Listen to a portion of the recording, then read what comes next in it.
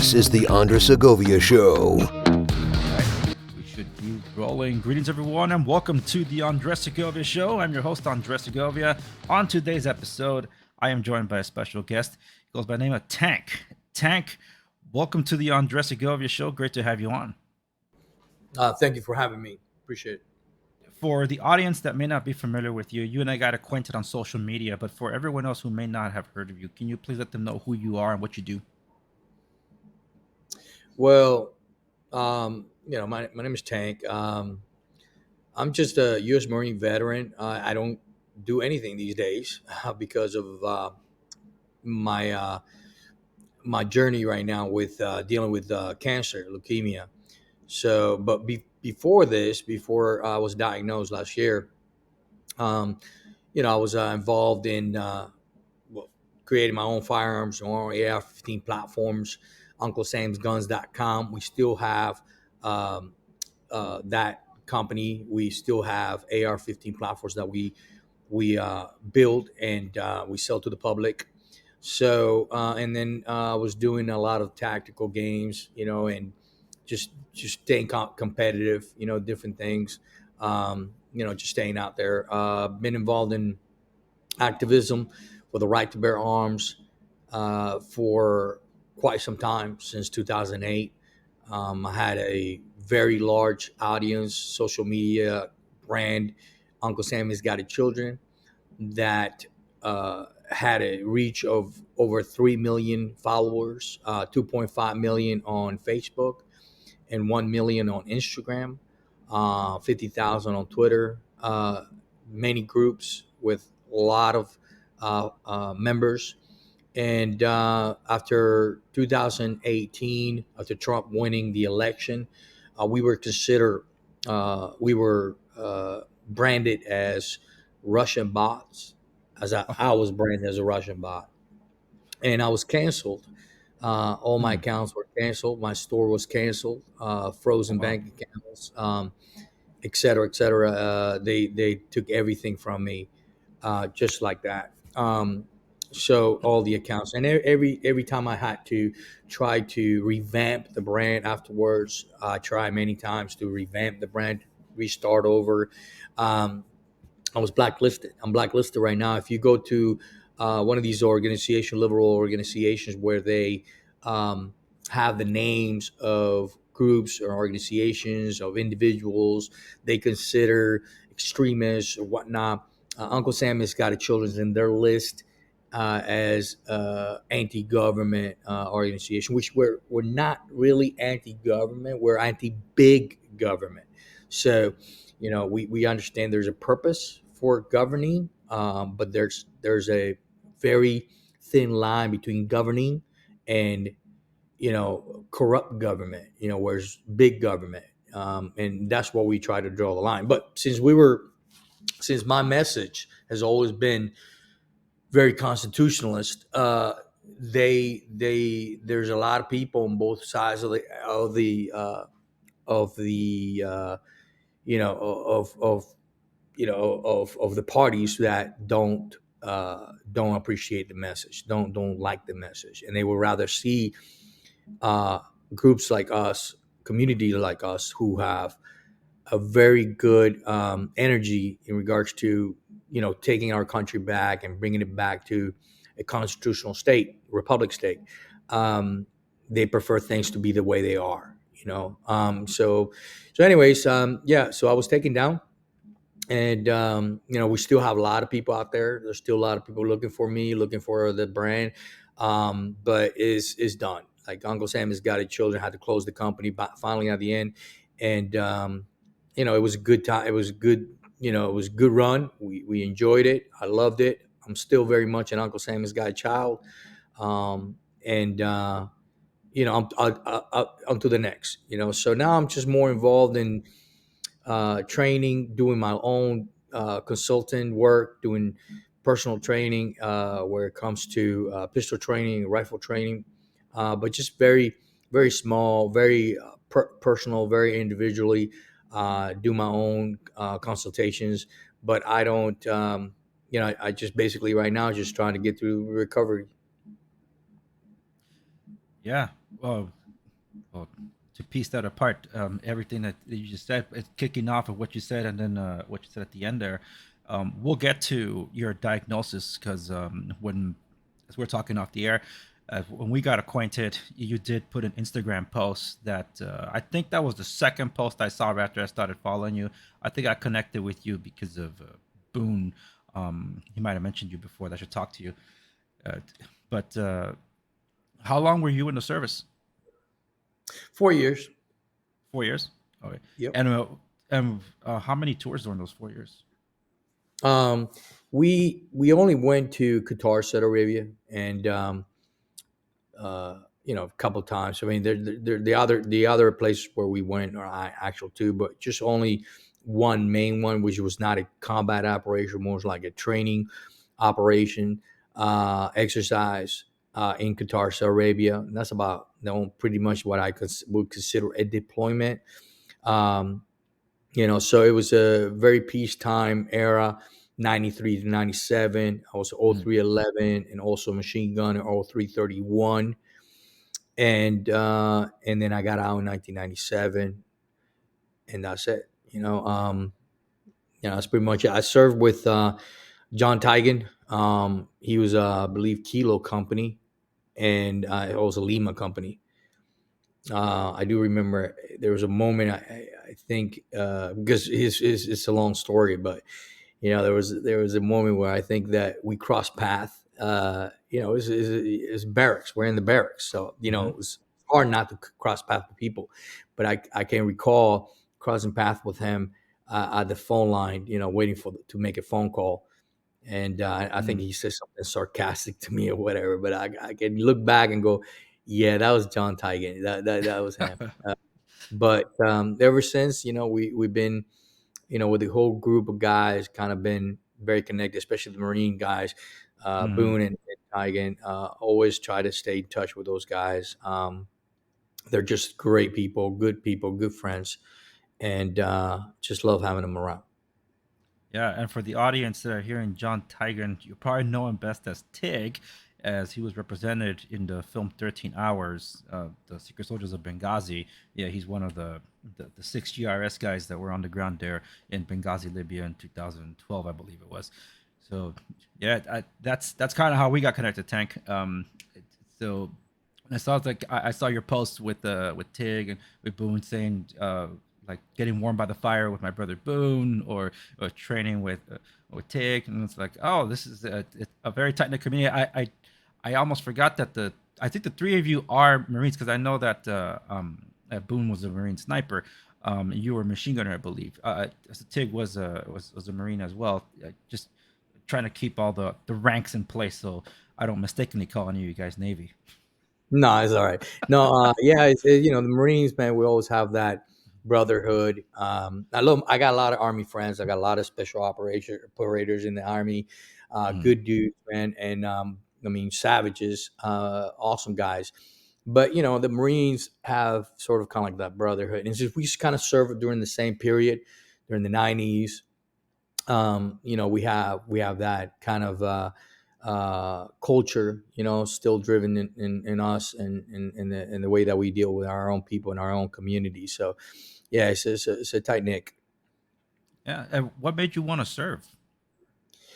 Well, I was born in Cuba.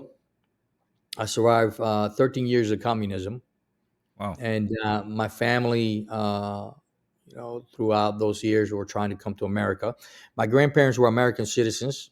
They owned businesses in America and in Cuba before Castro took over. My grandfather um, was here in America when Castro took over, and then he tried to bring the family here, and Castro's party wouldn't let him. Mm, So he was only able to go back and bring my uncle, who was only 5 years old, and then my father had to stay behind with my grandmother. My grandfather remarried, and my grandmother as well went her separate ways because it was such a long period of imagine. wait to try to eventually the Castro regime uh, let uh, my father applied for a visa, and then my Mm, grandfather worked, issued that visa to bring in our family. So we came here through the legal immigrations, um, programs that the United States have.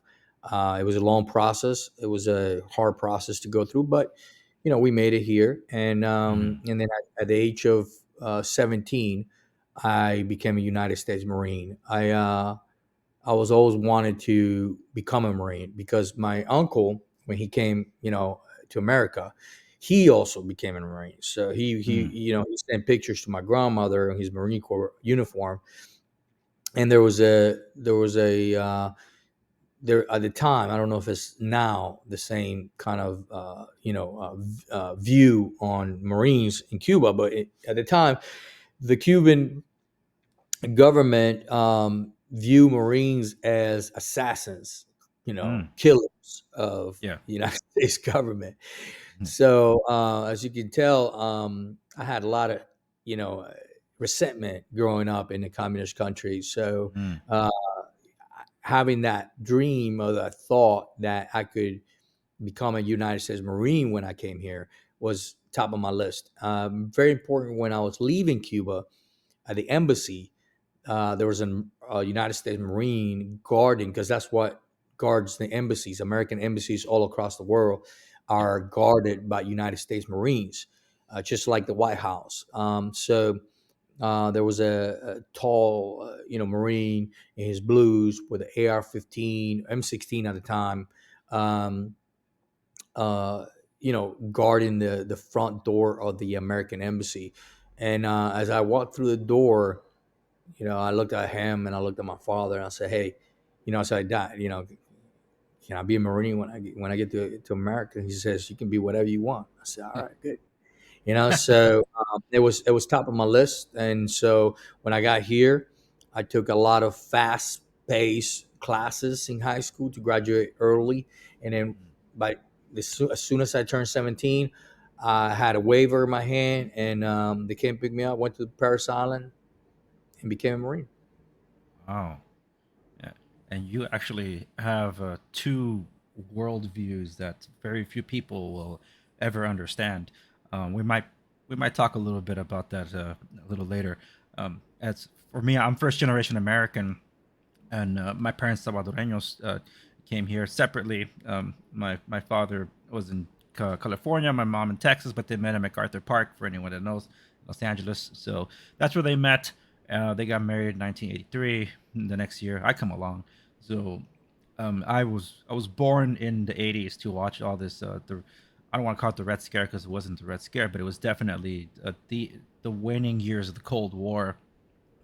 I didn't really understand the stuff at the time, but I'm big on history. So looking back, I'm like, wow, I was born in that era. I don't know how much of that might have influenced my outlook on life, but all I could say is that I grew up with an appreciation for those like you, and that heard the call, served, because we take our rights for granted, and more so nowadays that we might be able to discuss a little later. But anyway, that's just a little bit of a tidbit about my background. I had a buddy that served on Marine One. I think it was the second. I want to say it was the second term of Obama. I tell him, hey, I don't care which one you served under. You served the Marine One. That was pretty awesome. Just you served the office of the United States, the President of the United Right. States. There, there is something though. I think it was Boone that might have told me to talk to you because on the last time he's been on my podcast, we had a conversation, and I had to stop every now and then on the podcast. I'm like, hey man, it's okay if you're feeling under the weather or anything. Uh, we can always pick this up later because every now and then he'll have this cough, and and he said that that's something that he just has. I'm like, oh really? And in paying attention to my first interview with Oz, I heard him. It almost sounded like he had phlegm, that he was always clearing his throat. It's like, no, I think this is something else. So I did end up asking Boone, like, is it because of the villa or whatever, or something from your time in the service that might have carried over, and that, and more or less, yes. But um, when you talked about your leukemia? Because you mentioned at the beginning, and speaking about your cancer, was this something that was because your time in the service? Yeah. So uh, exposure to burn pits. So when Mm, people, here's the how you say the misinformation that happens, and it happens a lot in the veteran community as well. We're our um, worst enemy. The veteran community is very very bad to each other, because you have a veteran community that is very unique. You have guys that have been to combat. You have guys that have done 3 4 tours. You got guys that are admin, never been to combat, but they've been administrative. You have guys that are special ops. You got guys that are grunts. You got guys that are pokes, and we're not very kind to each other, in that regard. So when you look at when this even so that transcends to the civilian community, right? Because the civilian community sees the way we treat each other, and they also see, so they take that, for what it is, for what it's worth. So, as grunts look at pogues and go, man, you're a pogue, man. You never served it. You never saw combat. You know, you really didn't get into the nitty gritty. You don't deserve any benefits. You don't deserve nothing because you were not there. You were not behind the bush. You were not behind the turret, taking down enemies every single day. You didn't have to go to patrols. You had to stay back in the base. Um, and you have this because you have this treatment in the veteran community. We're the worst, and I think mm, that's has a lot to do with why we don't get you know uh, a lot of benefits. That's why we don't really thrive to to support each other, to make the veteran community number one priority in our government and our society, to say, hey guys, we need to take care of our guys. It doesn't matter what they did, what they served, whatever. We got to take care of them, because here's the deal. You have, and I'm not talking about thousands. One of the biggest things that's killing veterans these days is cancer. you know mm. and all kinds of cancers, all types of cancers, right? So that is the number one killer right now. Not suicide, which is 22 today, probably 44 a day. Was actually cancer has been killing us for quite some time since the Vietnam era. If you do a research, it'd be like 2 million veterans were exposed to over 2 million veterans were exposed to Agent Orange, just Agent Orange alone. Now, could you imagine how many of them have already died, passed away, or dealing with cancer as we speak? Um, and how many of them trying to get compensated for what they have been exposed to? How many have they been denied? So this is a constant fight for a veteran. Every veteran has to fight for this compensation. So Yeah, and and, going back and I, to I don't mean to interrupt you, but I would like for you to explain to the audience what Agent Orange is for those that do not know. 'Cause I think the majority of people do not well, know. yeah, to be honest, I'm going to be very brief of what my knowledge is. My knowledge is very basic, but Agent Orange is just a chemical that the government was spraying on in Vietnam. You know what I'm saying? And to kill their farming, and supposedly, um, Mm, and so that the chemical, as you send patrols out, and also guys that were putting these on the planes to spread it on the ships, the Navy ships. This took it took them longer. They had to actually create a compensated file code specifically for sailors who were on the ships that transported the chemicals on the planes, put the chemicals on the plane, because they were also exposed for handling the mm, material. Um, so that was the idea, I believe, and I could be incorrect, or you can correct me if I'm wrong in that regards. And I think the patrol, guys that were doing patrol at the time, would have rub or get it sprayed on themselves as well as they were doing patrols. Okay, it was in the water, it was in the contaminating the waters, in the soil, it was in the plants around them, etc. Okay. So but then you have Camp Lejeune, and you have a base that had contaminated water, mm, and and then you had troops that drink this contaminated, family members that drink this contaminated water, and it got to a point where it was going to deaf ears. This whole time, people were dying, troops were dying from all sorts of types of diseases. They were having children. They were having all kinds of disabilities, and Mm. it got to a point where a base colonel's daughter ended up dying from that contaminated water for the government to actually start looking at it, do an investigation, and actually create a code for victims of the Camp Lejeune water to be able to be treated. So now you got a situation where there's guys drinking that water, there's civilians drinking that water who are working at the base, and there's guys that have been exposed to this contaminated water that's killing them for many years, who were not grunts, who were not special operations, who were not MARSOC, who were not infantry, not anything. They were just admin, pogues. Mm.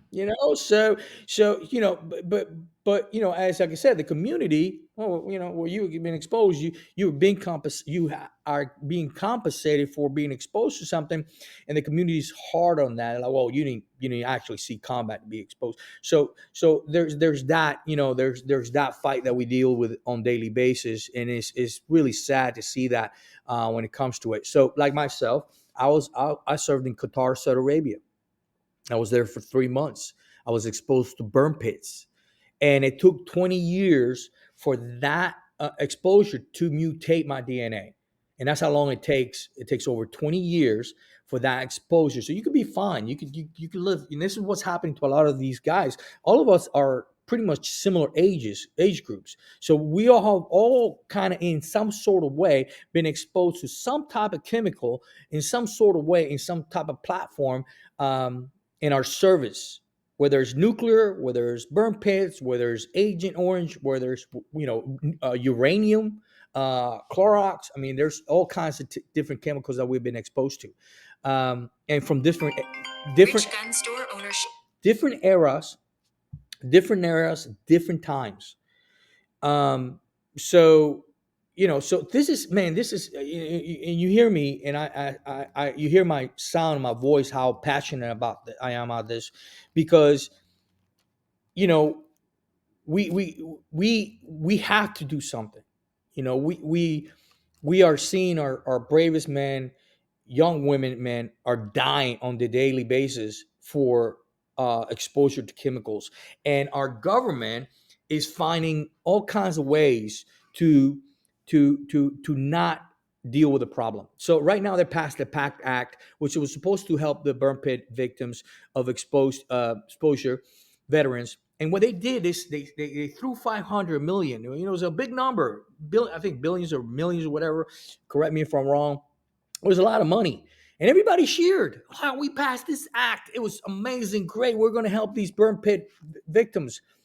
The whole program is based on a research. So all the money that they considerably passed is going to a third party company, launder money, which I believe is just laundering money, just going from one hand to Probably. another and going, hey, we're doing research. Just wait, just give me a minute. We're still in the research part. Yeah. Well, we already know that these guys are dying. And we have so many symptoms and illnesses from these exposures. We have a whole list of them. These guys are dying. So while they're dying and they're are asking for compensation, they're asking for help. The VA is telling them, "Sorry, hold on, we can't do nothing until the research is completed and we create a code for it." So, which then once they create a code, they're going to need more money. You know what I'm saying? It's going to be like, oh, well, now we need another $2-3 billion, right? By that time, a good 100, 300,000, 400,000. Think about the number: 300, Yeah. 400,000 guys, women have already passed away. That's awful. It's insane, man. It's one of the biggest killers right now of our veteran community is cancer, in every in all kinds of shapes and forms. But it costs the government so much money. It's easy for them to look away. I've been lucky. I've been blessed. Not blessed, not lucky, not blessed. But I think that I was in a different situation where, in regards to my situation very different because I happened to be in the Marine Corps. I got hurt, and in Bridgeport, California, doing the rock climbing, and I fell 100 feet. I landed on my back. Oh, Uh, snap. hurt my back pretty bad. You know what I'm saying? So I ended up getting out honorably discharged. Everything was good to go. You're young. You're going at 17, man. You're young. Your body's young. Your muscles are great. You know what I mean? So you're dealing with the pain in a different way. That mental state. You got a lot of testosterone flowing. You're young, and so you're dealing with pain in different matter, right? And you got that brainwash mentality, like no, I can deal with this. I can tough it out, right? Yeah. Eventually, as I got out and I started to live this different life in transitioning into a normal society, my physical state wasn't as active as I was when I was in the Marine Corps. So of Hmm. course my body didn't require 6,000 calories a day or whatever through and having to physically be doing things all the time. So I get into this sedated state, and my body starts crumbling down and start having all these issues. So the VA right away, I had a good doctor that actually gave me a write up and said, you're pretty messed up, dude. Okay, we did an MRI on you. You have radicalopathy on your legs, a radicalopathy on your arms. You got your sciatic nerve shot. We need to cut you up. We need to put steel plates in your back. And I'm like, Man. no, you're not. You're not going to. You know what I'm saying? Because he's like, you're going to be in a wheelchair for a year, 2 years. Maybe you'll walk. Maybe you won't walk. You'll go physical therapy. Will get you back in track eventually. Yikes. I'm like, I don't think so, man. Like, I know I'm having all these problems. So, but as long as I can walk and I can, move around, I'm gonna suck it up, right? So the VA had already given me a rating, and that rating increased as my body got worse and worse and worse, and created all these different issues. Um, then by the time the diagnosis of cancer came up, because of my exposure to burn pits, um, I was already 100%. So I was already at a level where the VA had to say, okay, we're going to take care of you. So I was very blessed to have a doctor at the time, Dr. Sajad, who saw my first diagnosis last year, and she's no longer working for the VA, to be honest. And she said to me, here's the crazy thing, what she said to me. She said, if you were somebody else, if you were older, I would not be able to do this for you. And what she said to me, she says, you're still young, you still got a whole life in front of you. So what I'm going to do for you is I'm going to send you to the best hospital money can buy. It's going to be a private hospital, and it's going to be the best cancer hospital that money can buy. Now you think about that for a minute, and you think about all these other veterans before me who are waiting to be seen, who are waiting to be taken care of, and they're not treated that way because they don't have the ratings or because they're too old, you know? Maybe they're not in the physical capabilities, but it's almost like a death board, like a death, you know what I'm saying? Like almost like a death board, like, like throwing a dice, right? Like you get to live, you get to die. You get to live, you get to die. I mean, you're too old. We can't spend the money on you. You know what I'm saying? I mean, that's nonsense. That's crazy, man. That's insane. And people talk about socialist healthcare. I know. That I'm about to is say that. that is Yeah, you're socialist health. the rationing healthcare to our Marines. I thought that was not the United States, but it sounds like it's very much the VA. Yeah. Oh yeah, 100%, man. So and it was crazy. Even through going through the stuff that I went through, my bone marrow transplant. I had to get permission from the VA after they've been already been diagnosed, already approved my Moffitt, right? Already approved that. The VA, what do you call it? I had to go through like literally jump hoops to get the VA to approve my bone marrow transplant. And it's no small task. The bone marrow transplant costs $500,000. So, the VA took care of that and is taking care of that. The VA is taking care of all that right now. So I'm very happy. Like I said, I'm one of the blessed, lucky ones to tell you how good the VA has been good to me in that regards because where have I have been. But let's Yeah. say somebody like you know like Boone, for example, right? Or Tig or somebody else who might have to deal with this, or Ox or anybody else. Um, they have to go through a lot of hoops because they don't even have a service connection yet. So they have to prove that service connection, and then from that point, increase that service connection to be able to get the type of help and treatment and so forth that they should deserve without having to reach in their pocket to pay for it. And Yeah. and this is just crazy, man. We're talking about one person, me, one. We're talking about millions of veterans, hundreds Yeah. of thousands of veterans, man.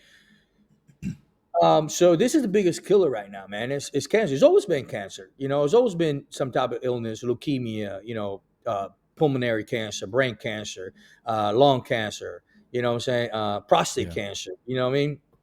You name it, women too. But again, going back to the culture, veteran culture. Veteran culture is the reason we don't get the benefits we deserve is because the veteran culture, all right, it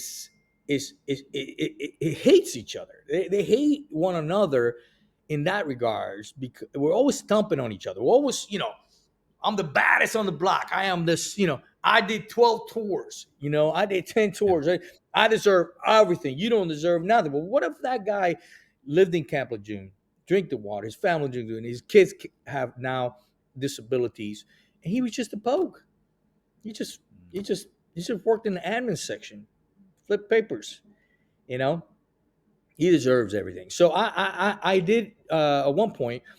Me and Tig, we went and in my sergeant major that I served with, and if you want me to send it to you, we wrote a reform act that is very complex and very easy too, very simple. But the problem with simple and just factual and good that will help all veterans is that there's no money in it. You take the Mm. money out of the people making money and you actually put it to where it needs to go.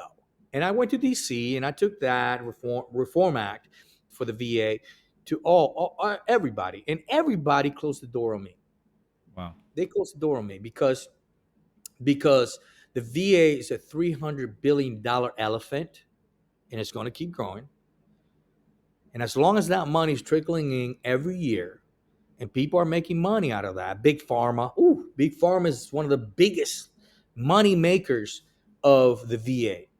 $33 billion go directly to the big pharma, just like that. You know, they have a big stake on making sure that the VA stays the same. And as long as we have that going, we're never going to change. It will continue to be what it is today. And there's also a cap. The VA has a cap. Every year, only 30% of veterans who apply for compensation or service connection, only 30% get admitted. Only 30% are approved. No matter, it doesn't matter if we have 60% of veterans who's supposed to be approved, who have the actual documentation. Hey, sorry, It's all right. he's old, man. When I Got get permission. excited, he gets excited. But he's like, yeah, yeah. Tell him. Tell him.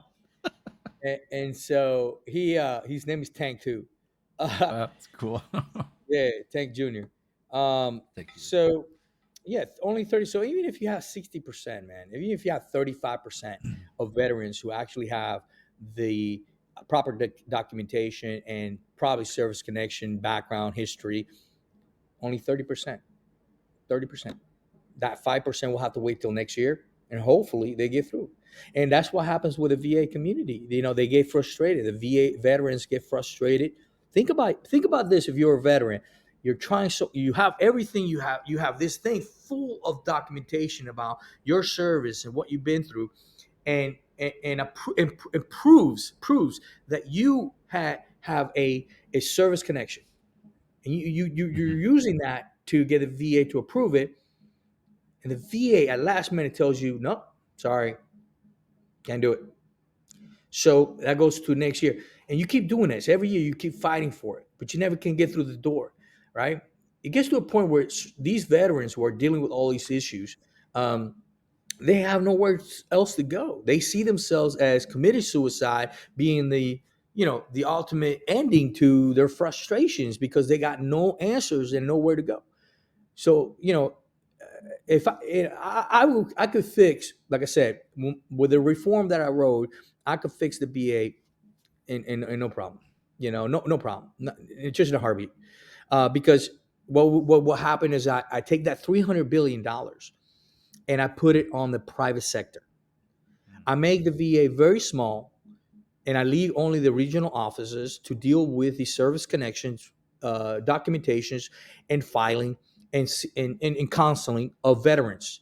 And then from that point, I use that money to send the veterans to a private doctors, and nobody's going to, the government, everything the government does, man, is always exaggeration to make more money, and you can see that by the way that the money spent, how we spend, how much in debt we are today, especially when the Pentagon right now is looking for war. When a pencil, we're paying for a pencil like $25 or $5. You see where I'm coming from? I mean, Yeah. napkins are, I don't know how much we're paying for napkins, but if you look at the track record of our government expenditure on small things, you from that point you realize that we have no checks and balance. Nobody's looking at this and going, "Wait a minute, guys, what are you guys doing? Doesn't cost this much money, right?" So when you give the government $300 billion, right, they're going to make sure they spend it. Of course, they're going to make sure they spend it, just to show that they spend it. But they're going to spend it in such a way that um, that it just basically throwing money down the drain.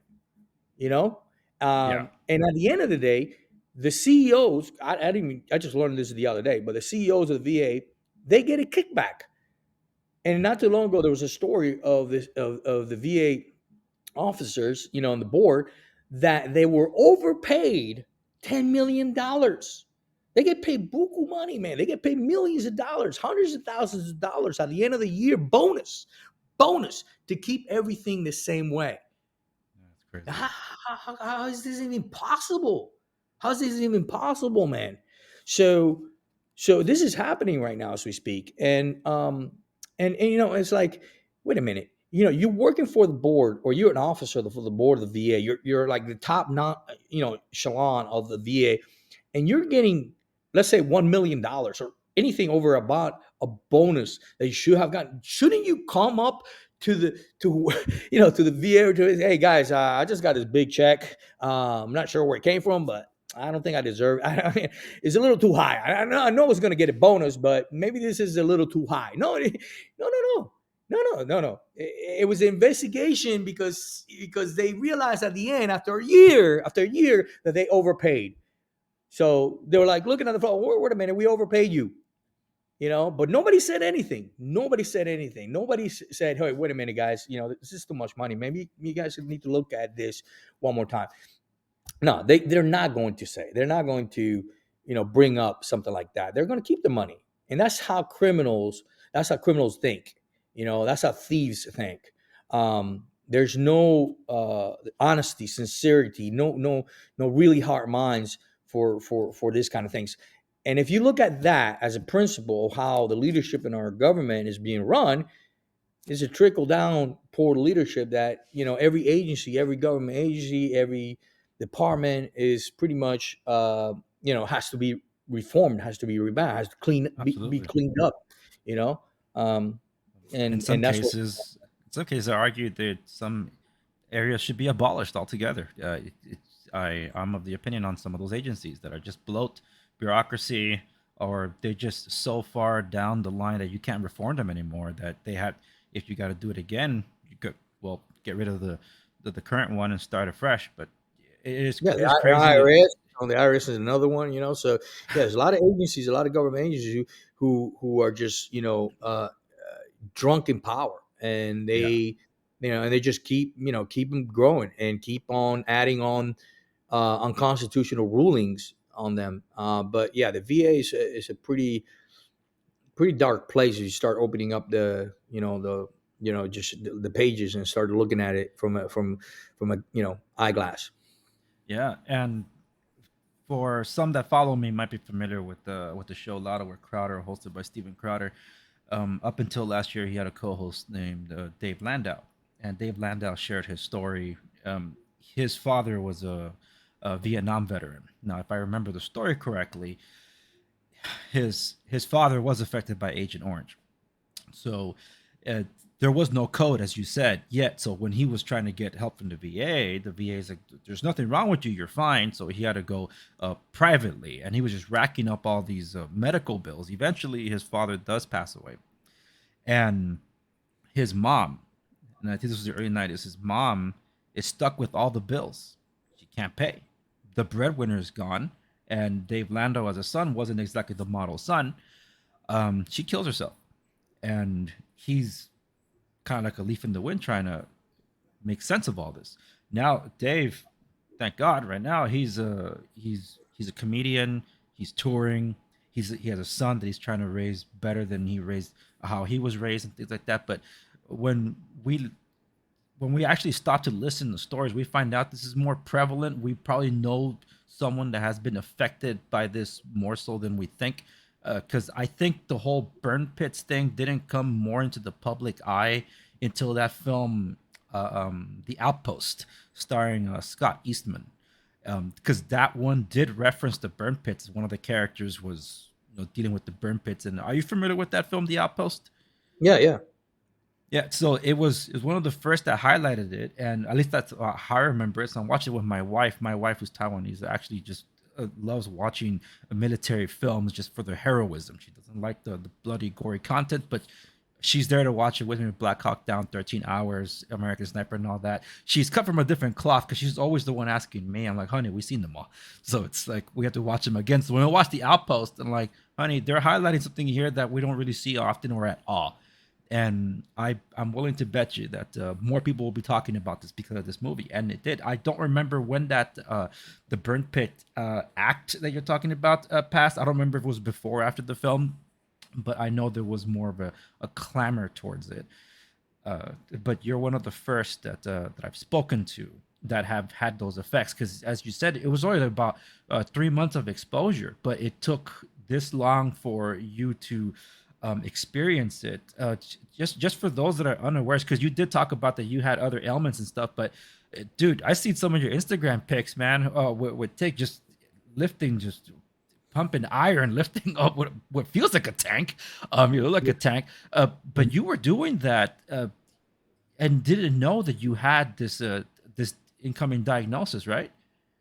Yeah, you know, when you have this mentality, man, and I'm not telling you I'm, the strongest man, I'm toughest guy, but you know, these military guys, a lot of military guys, we have this inbred mentality of dealing with pain and dealing with suffering.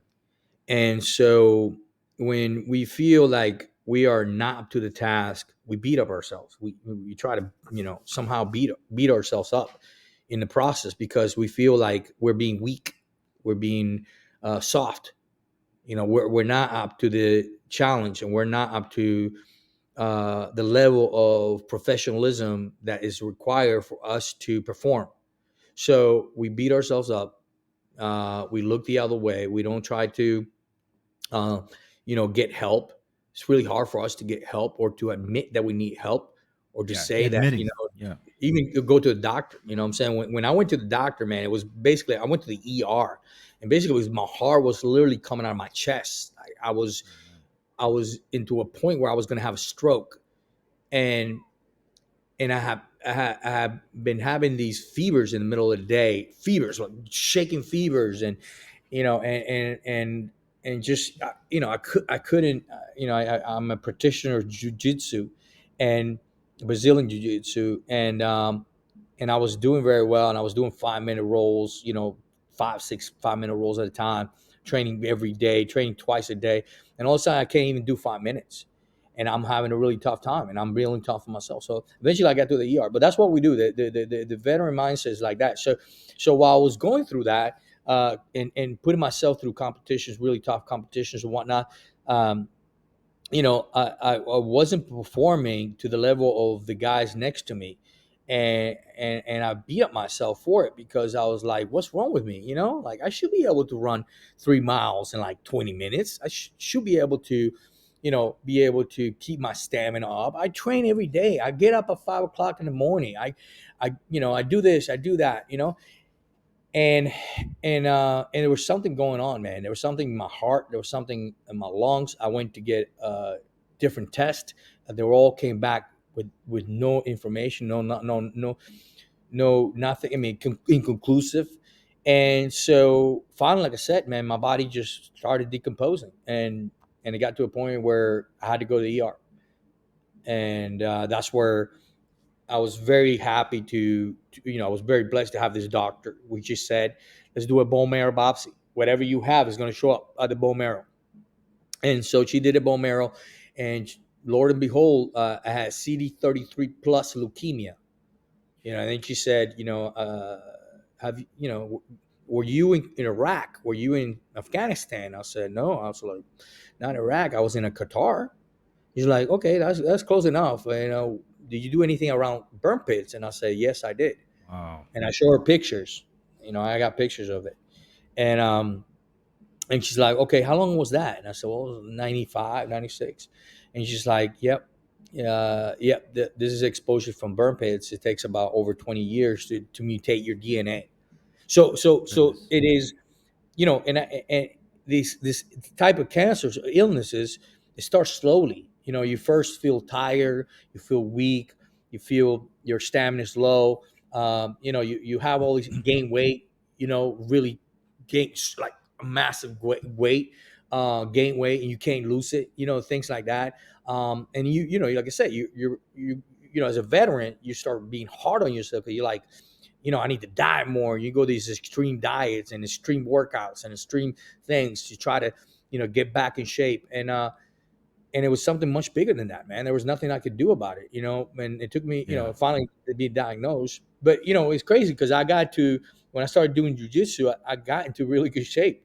I actually started to feel really good about myself. And I lost almost like 60, 70 pounds. And I was about to go into a competition, and I was in really good shape, man. I felt good, and all of a sudden, boom, just went down the hill. So, It's been 1 year now, like that, huh? Since the diagnosis. yeah, last year, April last year, March or April last year, started, and then chemo, radiation, bone marrow transplant. October 3rd, it was a year. October 3rd, it was my birthday, new birthday they call it. But now I'm dealing with graft versus host disease, which attacks 50% of the bone marrow individuals like myself. And what happens is your old immune system, because what the transplant, what it does is it removes the old immune system and puts a new immune system in. So it removes that DNA, that mutated DNA with that's been exposed to chemicals. Yeah. It removes that and it plants a new one, okay, with a new blood type and everything. And so everything changes in your body. But what happens is Yeah. your old immune system doesn't sometimes doesn't like it. It doesn't matter how good of a match is. I had 100% match, and it starts fighting back for takeover. It's crazy. It's like, oh, I have a World War II happening in my body right now. You know what I'm saying? Like one Yeah. side wants to kill the other. So that old immune system wants to take over. He's like, who the hell are you? Why are you here? Yeah. And the new one Yeah. is like, no, I'm here to stay, buddy. So the old immune system gets mad. It starts going after your liver, starts going after your organs. And if your organs starts failing, then you die. There's no cure. There's no other cure after this. I have no other cure other than survive this, and that's it. I have no other choice but survive this. Cancer's not coming back, I don't think. But graft versus is either graft versus host disease wins or it doesn't. Because once it goes acute, it goes chronic. There's nothing. So I'm taking a lot of medication right now. I'm taking 25 medications just to keep it at bay. Yeah. Last week I went to get my year bone marrow biopsy. I'll get the results in like 2 weeks. Okay. Um, and then I got a blood test. My liver is starting to look better, so the numbers started to go down. Um, Okay. but I'm on a lot of medications, man, steroids and whatnot, and they make me real weak, real tired. So I'm still I'm still messed up. Like it is what it is. Uh, but hey, one step at a time. You know what I mean? One day at a time. I take one day at a time, man. I got to live my life to the fullest. I keep trying to live my life to the fullest, and I'm supposed to be in bed all day. I'm supposed to be away from people. I'm supposed to not train. I'm supposed to not do a lot of things because I have no immune system, zero immune system. Like I Wow. had a IV put in on my hand for the surgery last week, and just an IV, just a little, little, you know, they just put a little thing. I got a infection, just Holy smokes. and it was clean. They cleaned it, they put it in, but little cut, a little bit, a little bite, anything that uh, cuts my skin or anywhere, I develop an infection. So if I get a cold, I had a cold at the beginning of the year. Got a cold. I almost died. It's like it was 6 weeks with a cold. Like I felt like I was gonna die. And when I went to the hospital, they're like, "Dude," he's like, "Well, there's nothing we can do for you. You're already on antibiotics up to the teeth. So there's that's it. There's not much we can do for you. You already are the highest level medication you could probably have. So either your body fights it, beats it, or you're going to end up in the hospital really bad, and that's a different story. So it's a fight, man. It's a fight every day. And that's why right now I don't support the war. I don't support people supporting the war, any war. I don't support sending our sons and children to any war outside of protecting our own interests here in our own soil. And I am, call me what you want, call me names what you want, but um, until I see every veteran being taken care of and veterans being put first in America, I don't want to see any more of our kids being sent to the front lines of any foreign soil for any politician. I don't care if it's a Republican or Democrat. Yeah. And I don't care. I just don't care. You know what I mean? No, and I'm totally in agreement with you there, and that's why I wanted to bring you on. 'Cause I think you telling your story is what's most important to be able to hear out, because not the stuff that we listen to. Um, we always hear support our troops, cheer them on because they need to support when they're going out there. But then I said, what happens when they come back? Do you forget? I'm in just a few miles out from Los Angeles, the homeless population or capital of the entire country. A lot of them are vets.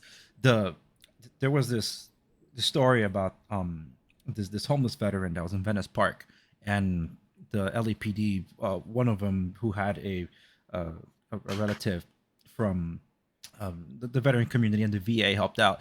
He was moved to tears when they finally he was able to get connected to get the VA in Wilshire Boulevard to be able to take the homeless veteran in. But just a few days later, maybe 3 days later, the vet was back on Venice Boulevard. I was like, what happened? It's like, oh, I didn't like it there because he wanted to be out there on Venice Beach Right, instead right. of supposedly where they'll take care of him. And it's just a tragic story how we don't take care of our veterans as we should. Yeah. And Dan, until come here. Go to your bed. Sorry about that, bro. Hey, no, go no to your problem. bed. Go. Come on. Go to your bed. Sorry.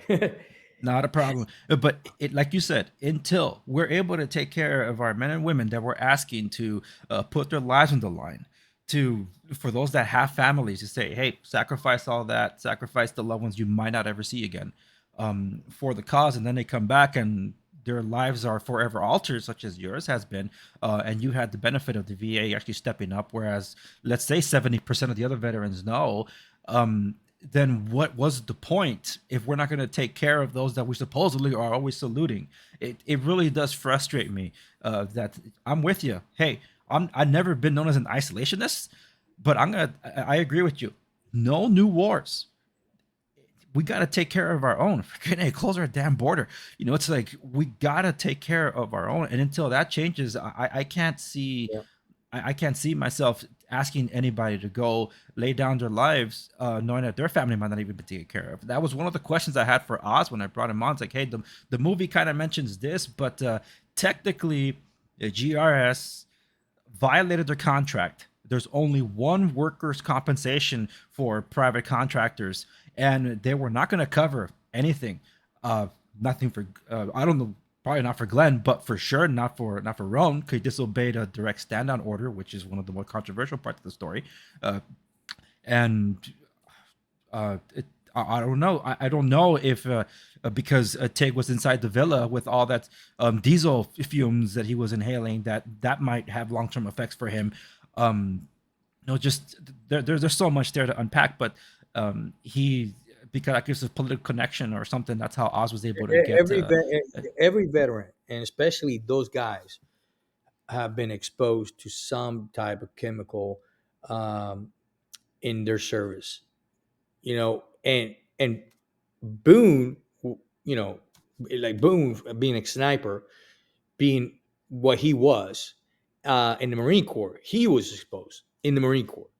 So, as well. So, I'm telling you right now, like I said, every veteran, I believe that every veteran should have automatically, once they get out of the military, once a service member gets out of the military, they should be automatically giving 10% service connection.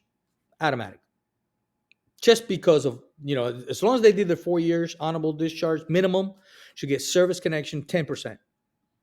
And then from that point, whatever happens after that, whatever increase happens that, and they can show prove that, things have, in their whatever, I'm saying, they're having these illnesses or symptoms or whatever, then they can increase that service connection. But automatically 10%, minimum, because of the type of activities that, I mean, we're in the military. This is the military. This is not a Boy Scout. This is not, this is not a walk in the park, man. You're working for the government. You're getting injected with stuff that you don't even know. Hey, today we're going to give you an injection. What is it for? I don't care. Just put it on. It's just shut up. We're going to give you an injection. You're going to suck it up, and you signed it out of line. We own you. We're just going to give it to you because it's a new test, it's a new thing we're doing, new research we're doing, or they're doing it in our military, and you have to take this pill. You know how many pills I took in the military? I had no idea what I was taking, no idea. But hey, you got to take this blue pill, this green pill, this red pill. All these things were given to us every year in every service. Things like this happen that I have talked to a lot of veterans. So I believe that, 10% minimum service connection, and then a medical card where they can use it to any private doctor as they please, to go see any private for anything, dental, vision, and everything would be covered. And just I will take that VA monster and turn it into a like this little 10%. And then the rest of the billions of dollars I put into a hedge fund or some type of fund, being managed by veterans, that it will grow every year, because every year they get $300 billion. So every year, 300 billion, and every year grows. So, next year is 320 billion, so forth. So every year grows. So you get this, investment fund, and you get this money to grow.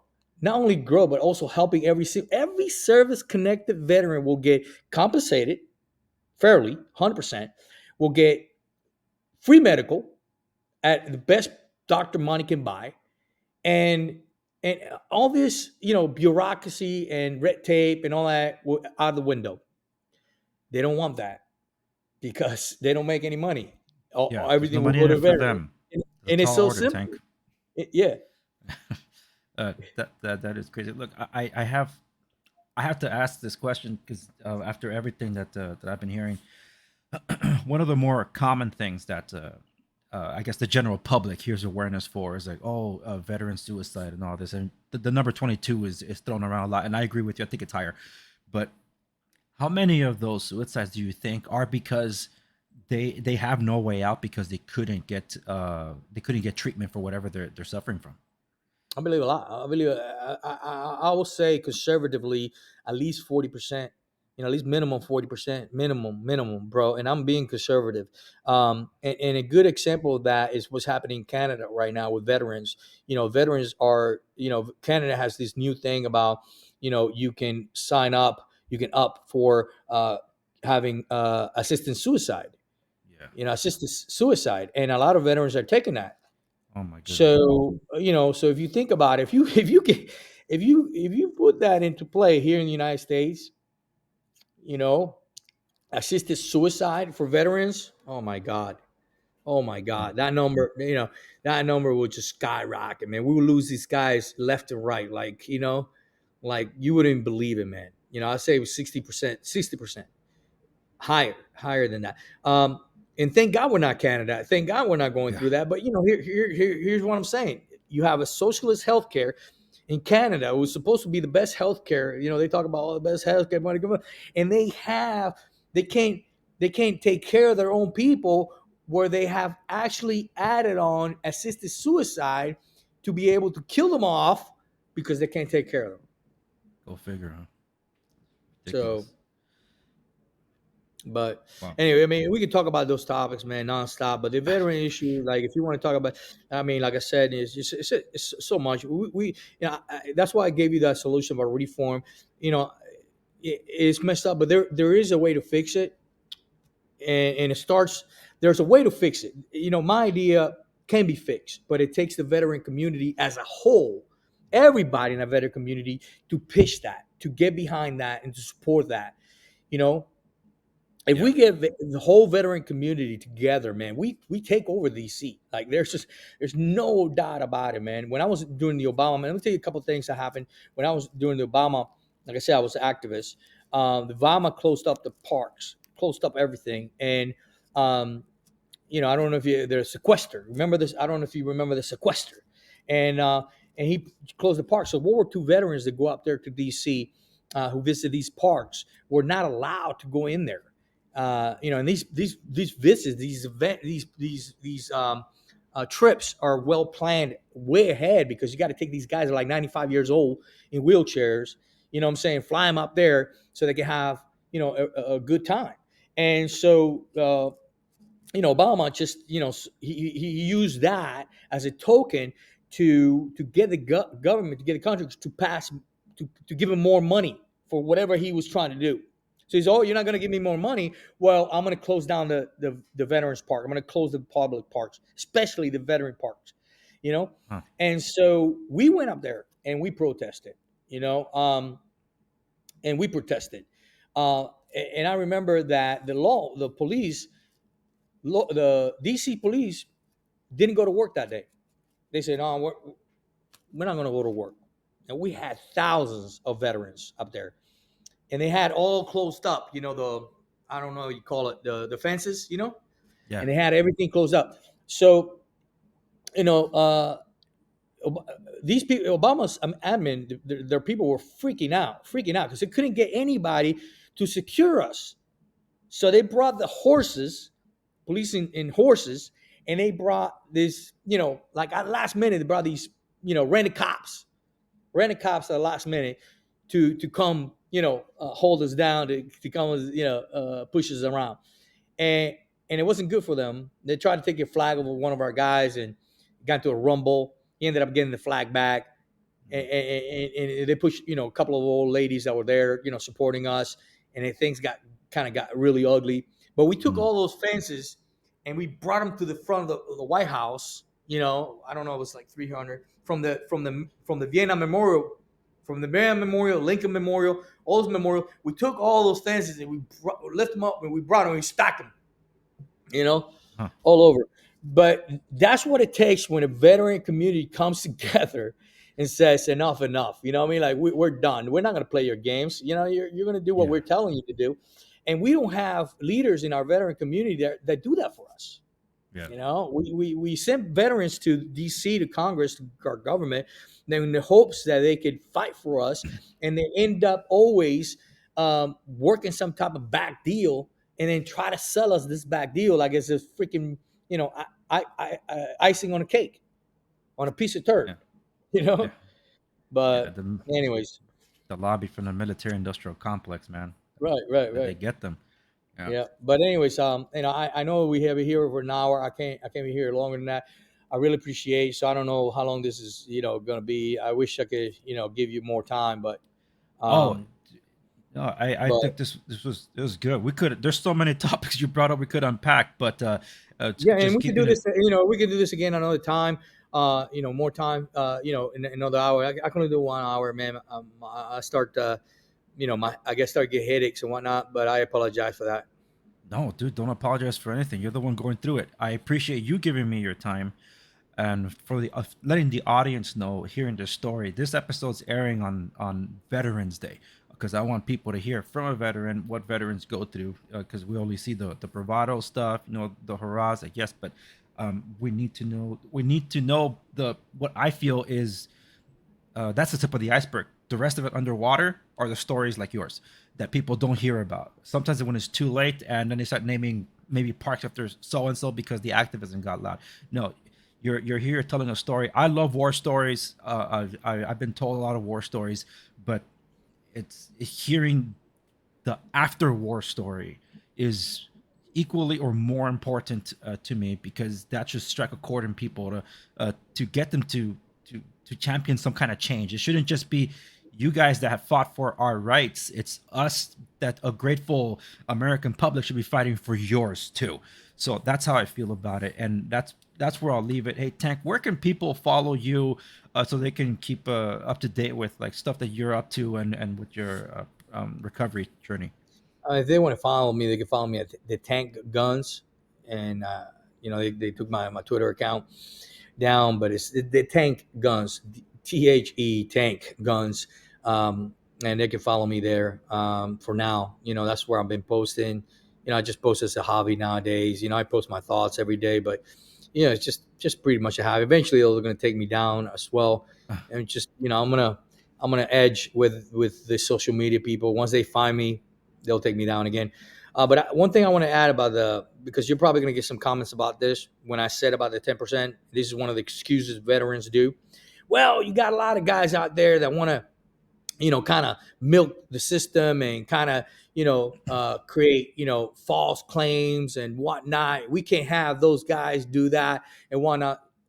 The percentage of veterans or individuals that want, you know, are able to get through the system and do it so well to be able to get scam the system is so small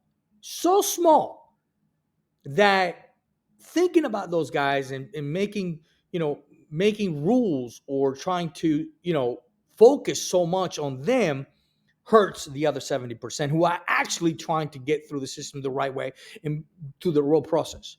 But that's the biggest excuse. We are our own enemies. You know, veterans are our own enemies. So that you're going to hear veterans. I have had arguments, not arguments, debates with, you know, guys, special ops guys and stuff like. And that's one thing they say to me. They're like, well, you know, what about the guy that's, you know, trying to scam the system? What about him? What about him? It's very, very small percentage. And if they get through, well, give them a gold medal, man. And you know what I mean? I mean, I would say, you know, okay, you know, You you know, did it. What's your you secret? might as well take it, buddy. You know, we got politicians in DC, bro, scamming the system every single day, and nobody's stopping them. Not a single person. So if a guy goes through and he's able to get through, but he's 100% somehow, somewhat, then you know what, man, he earned it. Let him have it. You know what I'm saying? I'd rather focus on that higher majority of veterans get what they need than focus on that 1%. You will always have knuckleheads. It doesn't matter what you do in life. You will always have knuckleheads. If we focus on the knuckleheads, we'll never get shit done, man. That's true. Yeah, that goes for anywhere, including in the Yep. fields of the industries that I'm in. There's always the one Yep. bad apple. That doesn't mean you should ruin it for everybody else. But yeah, Exactly. Exactly. yeah. Thank you. But Tank, that's And what that's we'll it, leave it. brother. Yeah, Tank, don't hang up yet. But that's what we'll leave it for the audience. All the links for your Instagram and your Twitter, I'll be leaving in the show notes. Accompany this episode at www.TheAndresSegovia.com. Tank, thank you so much for your time. I would love to have you back on so we can also talk some other juicy subjects that you brought up. But until then, Awesome, brother. thank you. We're praying for your recovery, and I'll be following your story on Instagram. Thank you. Thank you. Thank you.